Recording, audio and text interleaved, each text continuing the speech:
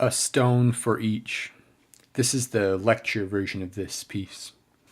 2017. That's our protagonist. She's a beautiful young woman, dressed all in black. All of 16 to 19. She's probably artistic, drawing pictures of herself in her sketchbooks. Originally, I was thinking of a stone for each more like a video game that has no real end. Or there's no way of winning the game, just a slow fade to black. Or as a graphic novel. So that kind of aesthetic, narrative, and thinking really informs this. She's walking at night, the middle of the night, midnight to 4 a.m., meandering of foot and mind. Most people are afraid of the dark. The darkness that is the unknown, the unseeable, the obscure. Night is the space in which distinctions and definitions cannot be made. Things merge, change. I had a friend whose mom would always say that nothing good ever happens after midnight. A long walk. The streets are by turns overlit with street lights and lightless. It's important that this is happening just out in the anonymous suburbs of the USA, pre-millennial, the late 1900s, which really puts that time in perspective. How long ago that seems now, how much the world has changed. This is just before GPS, before this level of mass surveillance and facial recognition, before the broad rise of overt fascism in the West. There was a real apocalyptic atmosphere. She keeps walking. Walking is a journey, an exploration. She is venturing, unknowing, into the darkness, into unknowability. She is like a nocturnal animal. Coyote.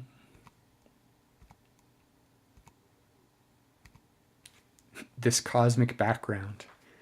The astrological as one of the subtexts in here. Or fox.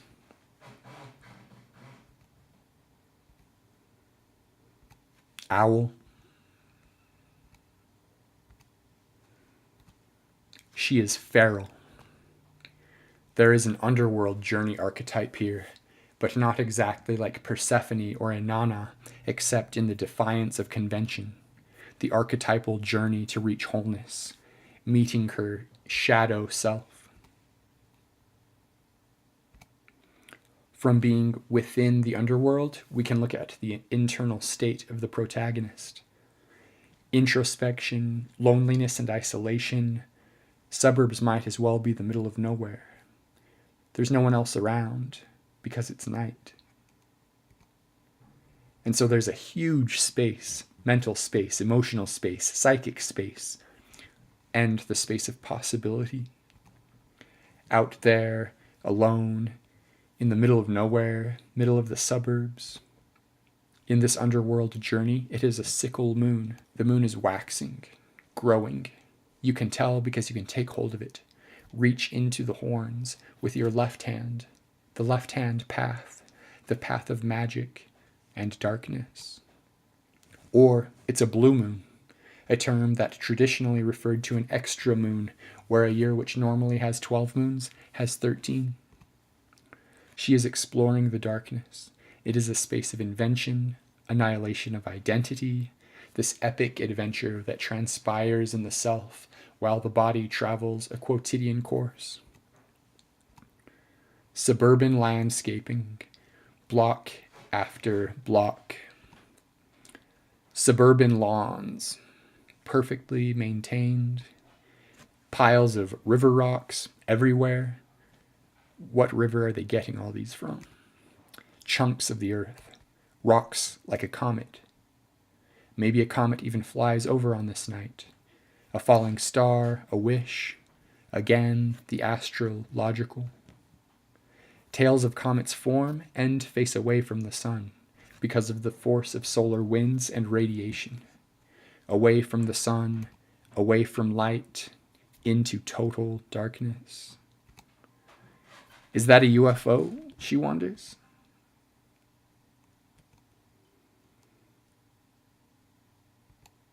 Eventually, she reaches the local car dealership, new and used. She's wandering the place at night. Always at these car dealerships, you have river rocks as the landscaping.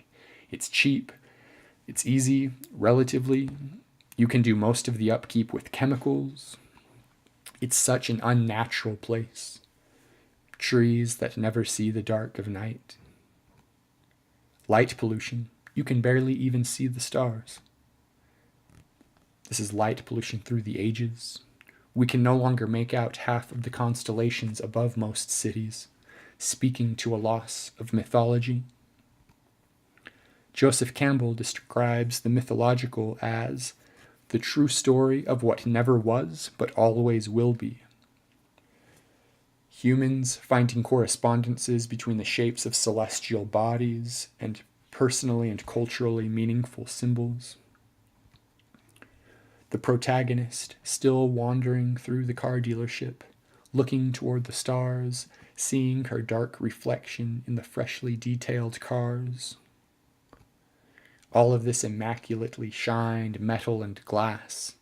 So many cars. Right next to all of these cars are these river rocks. I mean, she's looking back and forth from the cars to the rocks to the cars, the rocks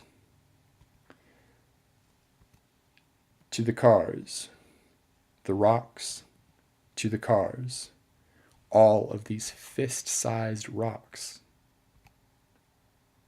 There's an obvious concordance between them. They were made for each other, one to one. It's almost a revelation. There is a stone for each.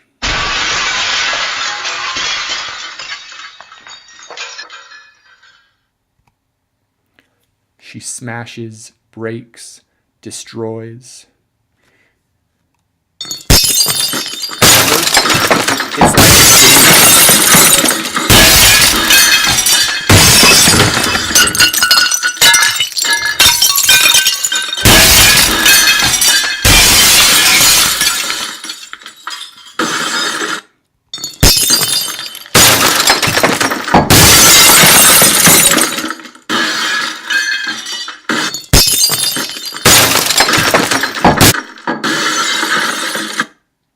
just running around, throwing a rock through each window.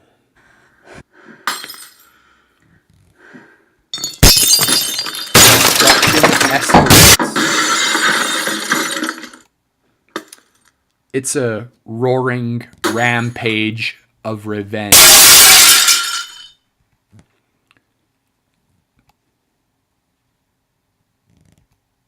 The rock, the stone, also is like a comet, a cosmic visitor, a sign. Comets are seen as portents, either of disaster or of some great historical change. Then our understanding of them moves from symbols to powerful forces in their own right, capable of great destruction, which is more or less the same thing. The rocks in relationship to the moon, the primitive, the occult, the chthonic, and the metaphysical, destroying the intensely physical, the repeated industrial product. The destruction continues.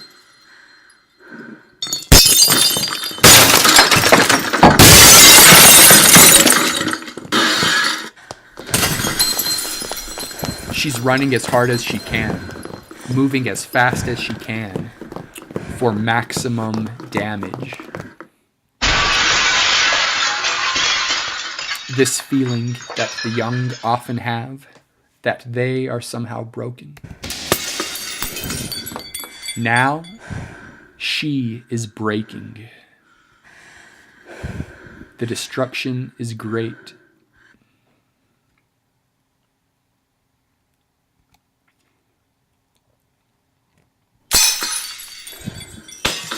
She is an activist, almost. She is rebelling all by herself, as need be the case when you're out in the middle of nowhere and in disagreement with the structure you find yourself within, responding like a wild animal.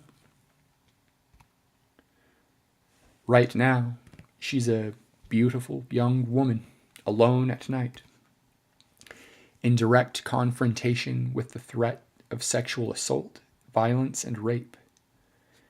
There are so many different statistics on this. They vary widely. Even the most optimistic of them, even any at all, are troubling, disgusting, and horrifying. And they all contain some element of underreporting, so that it is a secret attack, internalized violence, trauma, anger. A stone for each is a reversal of that relation. Rage is externalized, expressed with the most primitive and archaic tool from the earth. Our protagonist is vengeance, vengeance unleashed by a girl in the night, under the moon, at capitalism, the patriarchy, masculinity, petroleum industry, environmental destruction, overproduction, prepackaged options. You name it. She's the comet. She's the omen of cataclysmic change, a different world. The sound of sirens far off. Are they coming for her?